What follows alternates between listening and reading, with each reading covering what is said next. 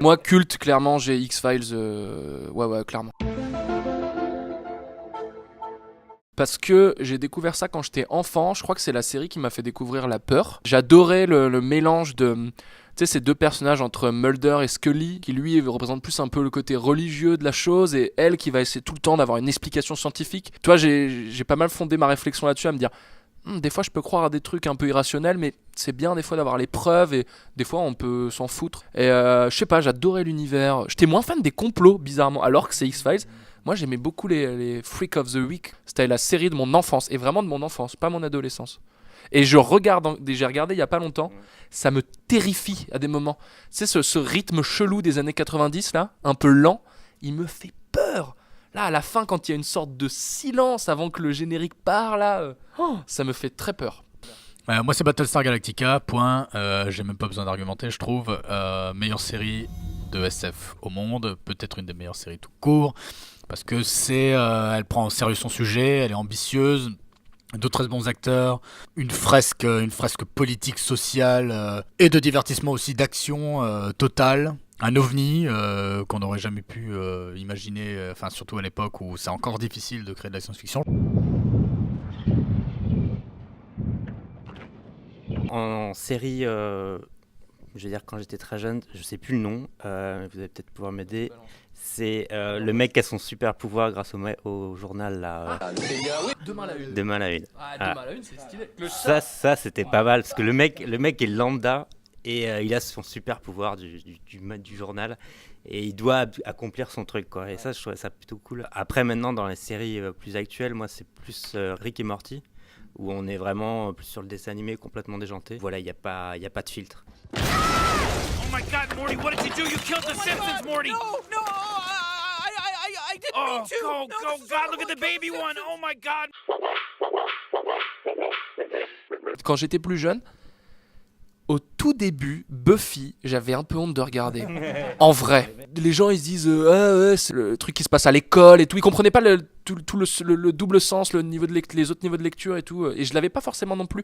Mais moi, en plus, je regardais pour des raisons d'adolescence, c'est-à-dire, elle est belle. Charmed, vas-y, tiens. Moi, je regardais pas Charme. Ben ouais, mais moi non plus, tu vois. Mais c'est l'univers qui est très très girly, je trouvais, mais au final qui était intéressant. Enfin, voilà, qui se laissait se regarder. Les séries Hercule et Xena. Ah ouais. Tu vois. Ah ouais. Après, je dirais pas jusqu'à dire que je regardais régulièrement et tout, mais ça me déplaisait pas non plus, quoi. Tu vois, ça se regardait. Mais j'aurais du mal à dire que j'avais honte aussi. Alors, tu vois. T'as trouvé le truc. T'as trouvé un truc. Non Vas-y. mais pareil, j'avais pas honte, mais vraiment, si tu le regardes maintenant, alors c'est ces séries des années 90 un peu dans le même genre, t'avais The Sentinel.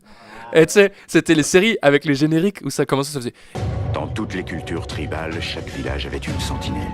Cette sentinelle était choisie en fonction de ses particularités génétiques. il a été dans la jungle pendant 6 mois, il a développé des techniques incroyables. Tu vois, c'était le gars, il avait les sens qui étaient développés. Ouais, il y a Star Wars avec The Mandalorian, comme tu l'as dit. Il y a aussi Fondation, donc le roman de SF d'Isaac Asimov qui va être adapté.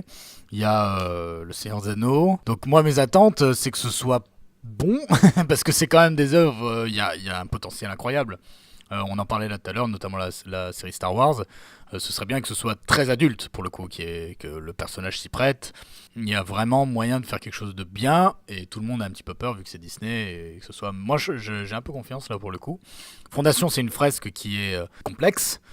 C'est psychologique, c'est sociologique, c'est politique. Là encore, il y a une vraie ambition, quoi, donc faut pas se rater. Donc moi, en fait, ce que j'attends avant toute chose, c'est qu'ils aient compris l'œuvre originelle et qu'ils arrivent à réinterpréter. C'est pas grave si on édulcore 2-3 trucs, si on simplifie quelque chose, parce que c'est inévitable. Hein. Moi, il y a une série qui a été rachetée, là, c'était une web-série d'Arte qui s'appelait Osmosis, qui a été rachetée par Netflix. C'est une production française qui m'intéresse pas mal. Le long métrage du Visiteur du Futur, je l'attends de pied ferme. Et je dis pas ça de manière genre je l'attends, allez, je t'attends au tournant, François Descraques. Bring it on.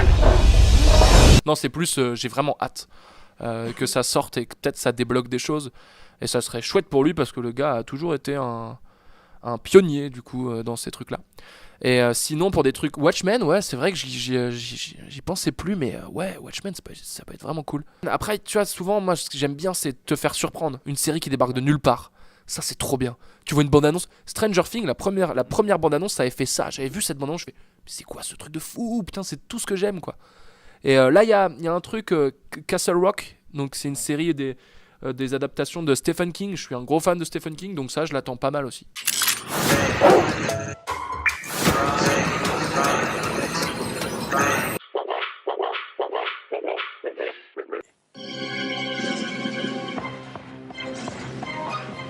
Tu sais, avec les ronds là, c'était trop bien.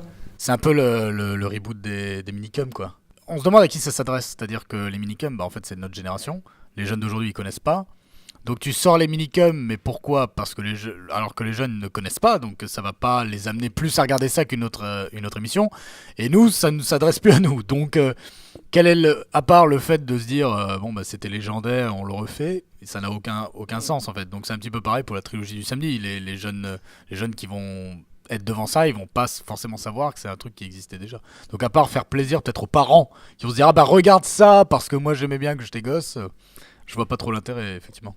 Moi, je suis un peu moins pessimiste que lui. Je pense que c'est cool parce qu'en vrai, regarde, toutes les séries qu'on a citées, on les a découvertes grâce à la trilogie du samedi, en fait. Alors après, c'était nouveau, ouais. Maintenant, tu vois, je pense qu'en France, on n'a pas beaucoup de séries de SF et de fantastique. Et ça, c'est du nougat? Les audiences sont vers les séries policières et ce genre beaucoup de séries policières. Hein. Vraiment, les plus grosses audiences, c'est les séries policières. Si les audiences commencent à se détourner vers des séries fantastiques, enfin des séries de genre en général, peut-être que les décideurs vont commencer à se dire « Ah, les gens de la télé sont aussi intéressés ». Donc en soi, moi, toujours, quand il y a une dynamique de montrer autre chose aux gens, je suis jamais contre. Non, mais moi, c'est l'appellation qui me dérange. C'est-à-dire pas la démarche, c'est le fait de l'appeler comme un truc ancien, en fait. Ouais. Parce que autant l'appeler un truc nouveau, tu vois, je veux dire, ça n'a pas de sens. Qu'en pensez-vous ? Je t'avoue que je m'en fous un peu. C'est ça, quand tu parles des minicums, c'est un peu ressortir ton truc qui a marché il y a quoi, il y a 20-30 ans. Et bon, c'est un peu la facilité, et je pense qu'une chaîne doit aussi créer de l'originalité, enfin prendre des risques. Et bon, là, c'est un peu simple ce qu'ils font. J'ai un petit bout de papier là, et j'ai un stylo. Est-ce que vous pouvez me faire un petit autographe pour mon copain Grégoire, s'il vous plaît ? Vas-y, tiens. Voilà. J'ai cru que t'allais faire un... Tu vois Grégoire, je les ai eus, hein. Je vais vous faire 10. C'est-à-dire, j'ai une feuille de papier, un stylo, et je vais cracher du feu, les potes. Grégoire, c'est ça ? C'est ça.